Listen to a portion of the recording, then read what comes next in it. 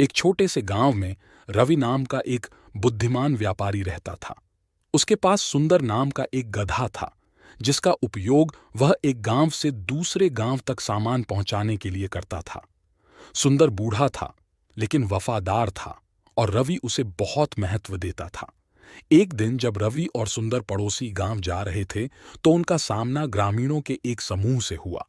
उन्होंने रवि का मजाक उड़ाते हुए कहा, जब वह तुम्हें ले जा सकता है तो तुम अपने गधे के साथ साथ क्यों चल रहे हो? तुम उसकी ताकत बर्बाद कर रहे हो। रवि ने उनकी बातों पर विचार किया और सुंदर की सवारी करने का प्रयास करने का फैसला किया। लेकिन जैसे ही वह गधे की पीठ पर चढ़ा, उसे एहसास हुआ कि यह बूढ़े प्राणी के लिए एक भारी बोझ था। सुंदर को रवि के वजन के नीचे संघर्ष करना पड़ा और यात्रा उन दोनों के लिए असुविधाजनक हो गई। वे जल्द ही ग्रामीणों के एक अन्य समूह के पास से गुजरे, जिन्होंने कहा, उस निर्दयी आदमी को देखो जो अपने गरीब गधे से अपना वजन ढो रहा है। शर्मिंदा और दोषी महसूस करते हुए रवि घोड़े से उतर गया। जैसे ही उन्होंने अपनी यात्रा जारी रखी, रवि ने ग्रामीणों की विपरीत राय पर विचार किया।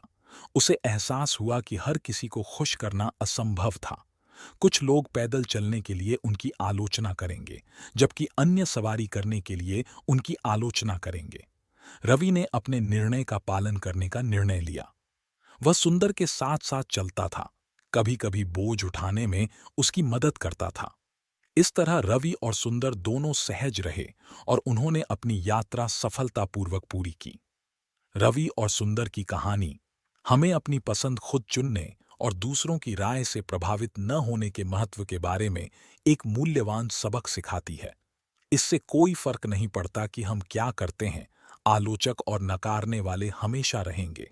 अपने मूल्यों के प्रति सच्चे रहना, ऐसे निर्णय लेना जो हमारे लिए सही हों, और एक ऐसा संतुलन खोजना आवश्यक है जिससे हमें और हमारे आसपास के लोगों दोनों को लाभ हो।